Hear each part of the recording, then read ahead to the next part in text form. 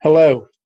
Today, I would like to introduce you to a concept I'm learning at this point, known as the stick person video, stick person image. Um, First of all, a little bit about myself. My name is Kirk Granlund. I recently retired from the Pennsylvania Department of Corrections, where I spent 27 years working in various capacities um, in maximum security prisons throughout Pennsylvania. Um, that experience turned out to be a very negative experience on my mental capacity, my mental thinking, and basically affected every aspect of my life. Um, Other work history has involved my continuing efforts to serve my community as a paramedic, which I've done now for over 25 years. In addition, about 3 years ago, I started a network marketing business through Stream, um, and that introduced me to the concept of personal growth and development, something I had never experienced, never actually really heard of, and certainly never studied or learned anything about in my past.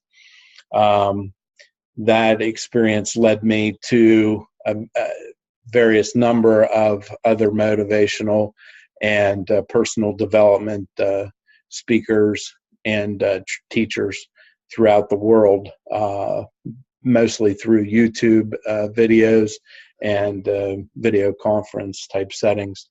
Um, Bob began to stick out to me, and I began to watch more and more of Bob's videos, listen to his books on audio books, until one day after I retired in July, on Facebook I saw a short video clip of Bob. I clicked on that, watched the video. At the end of that, it asked if I wanted to learn more information, which I did. So I entered my email address and contact information, and very soon after was contacted by Arash. Arash is one of Bob's long associates. He and I spoke a number of times on the phone, and initially it was determined that my first course of action towards my goal of personal development and improving myself should be to attend Matrix.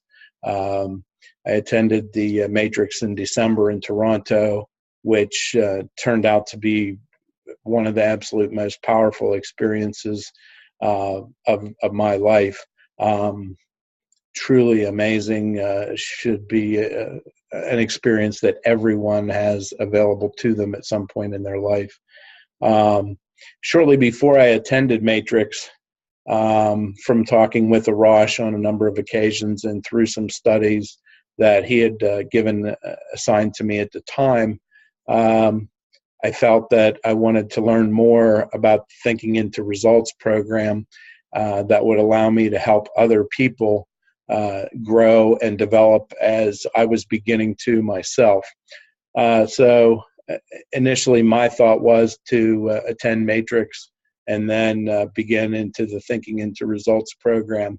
However, in speaking with Arash, I quickly learned that it was better to begin the Thinking into Results immediately, and Matrix would sort of help me get the ball rolling with Thinking into Results, which of course Arash was 100% correct in that direction. I appreciate that. A little bit of history on my mentor and teacher, Bob Proctor. He began his pursuit of personal growth and development somewhat unknowingly 57 years ago, when a gentleman named Ray Stanford introduced him to a book called Think and Grow Rich. At the time, Bob was working as a fireman in Toronto, Canada, earning about $4,000 a year. And like many of us at the time, he had $6,000 in debt and his thoughts revolved around how he was going to pay off that debt and at some point begin to get ahead in life. Ray explained to Bob that if he simply followed the principles outlined in Think and Grow Rich, that he could easily have anything in life he wanted, whether it be financially, happiness-wise, relationship-wise.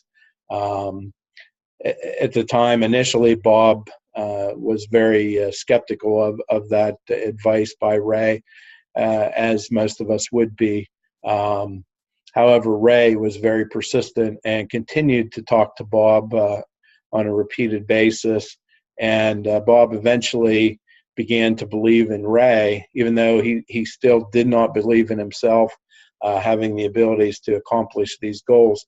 He did begin to believe in Ray and took his advice and began reading Think and Grow Rich. As a part of that, he began a business of cleaning floors. He began small and convinced a local person to lend him the money to begin his business, purchase some supplies needed to begin. And one of the first things he did was establish a goal for himself of earning $25,000. Again, based on his $4,000 annual earning at that time, $25,000 seemed to Bob to be an absolutely outrageous and unachievable goal. However, he continued to look at the goal, read the goal, think about the goal on a daily, multiple times daily basis by carrying this goal card with him everywhere he went. Soon, Bob was earning $175,000 in his first year of business. And actually, within his second year business, he was running a multinational corporation operating in Canada, the United States, and the United Kingdom, and earning him over $1 million. Bob continued the business, but began wondering how he had got to this point.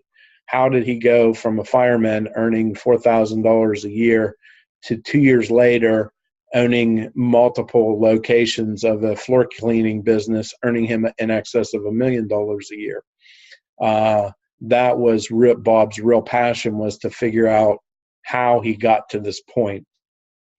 So he set out in trying to learn more about the personal changes that he had undergone. That led him to the Nightingale Conant Corporation with Earl Nightingale, becoming his mentor, and he began listening to the recordings of Think and Grow Rich that Earl had done at the time. Everywhere he went, he listened to those. He gave those out, the records. He gave out the book Think and Grow Rich to others in an effort to try to help them turn their life around. But none of this was working. One day he discovered a man named Leland Val Vanderwall from British Columbia. He went to hear him speak there, and the two of them got to be friends following a lengthy meeting several weeks later in Toronto that was to be a couple hours long and actually turned into days long. So at that point, Leland began to become Bob's teacher, and Leland introduced Bob to the stick person. He also introduced him to the research done by Dr. J.B. Rhine at Duke University, who was still alive at the time. He clearly understood that the greatest power in all the world is the mind. One of the ways that Leland got Bob to understand this concept was to explain to him how we all think in pictures. All of us think in pictures, even though we don't really realize we're doing it. That is how the mind works. Leland did this through asking Bob a series of questions. For example, what kind of car he drove, how big was the car, what color was the car, things like that. He asked him to describe his front door to him. Bob was able to easily answer all those questions as the pictures flashed into his mind. Next, he asked Bob to describe his refrigerator, and he asked him initially what color it was. Bob was easily able to tell him that. Then he began to go into more detail on the refrigerator. How many doors does it have? Are they in the top and the bottom? Are they open to the left or the right? That required Bob to sort of move himself mentally into his kitchen and picture the refrigerator. At that point, it was like a light went on for Bob, and he realized that we truly do think in pictures, and we must be able to visualize what we're thinking and able to adapt and make changes to those pictures. The first thing that, as I mentioned, the stick person figure, that was developed in 1934 by Dr. Thurman Fleet, who was a chiropractor in San Antonio, Texas. Dr. Fleet first realized that we needed to, in addition to treating the physical symptoms of people, we also needed to treat their mind if we hope to see a positive result. Simply treating physical symptoms is only a temporary fix to a bigger problem of illness.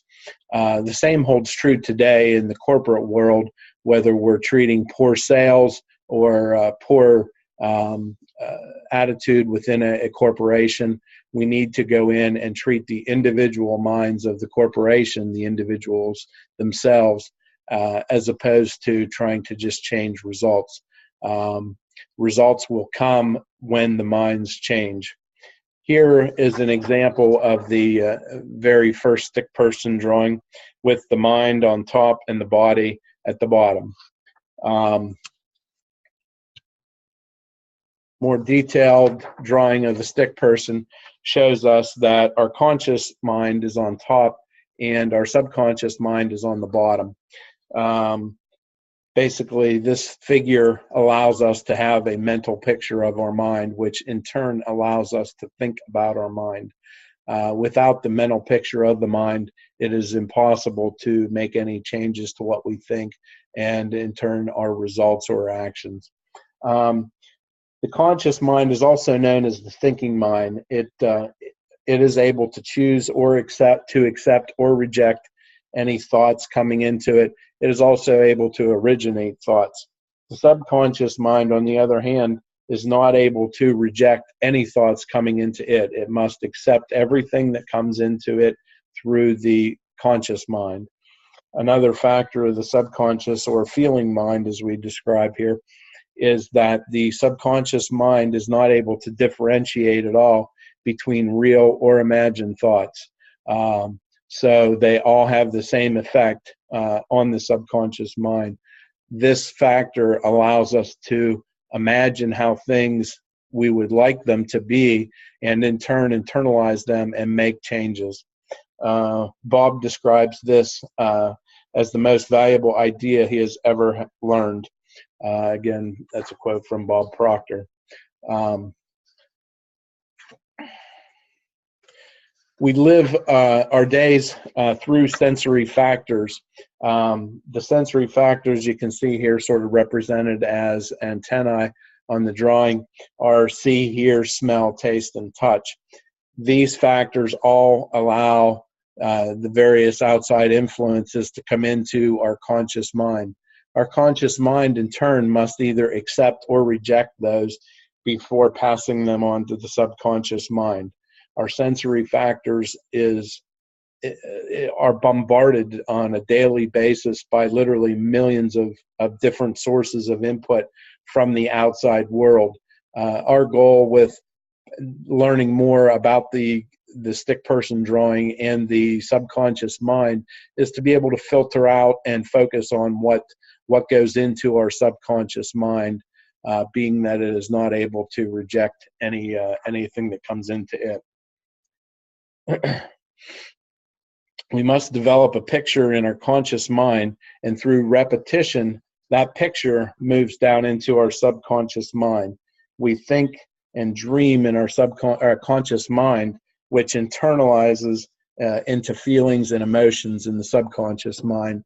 This, through repetition, is really the only way to change our actions and our outcomes. So multiple repetitions must happen in order to change the vibration down here in the body. The vibration in your body leads to action, which in turn leads to your results. Your results are based on your circumstances and your conditioning. In order to change that, you must cycle through many repetitions above, and in turn your actions will cause a reaction to these change in vibrations that will in turn alter your results.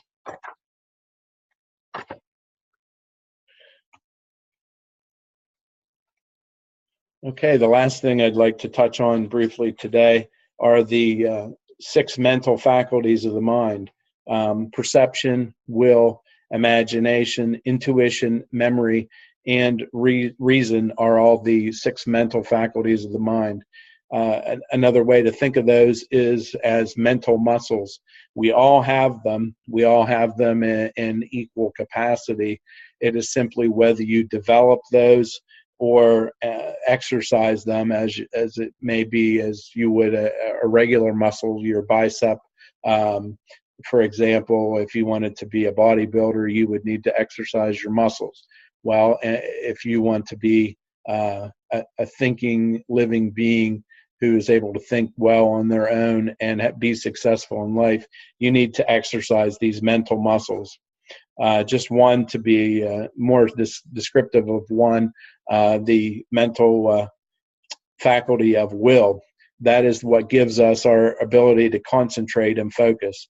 An example of this would be the magnifying glass when you were a child outside on a sunny day with a piece of paper on the sidewalk, and you were able to hold the magnifying glass long enough for it to focus the sun's rays and raise the temperature of the paper enough to ignite into fire.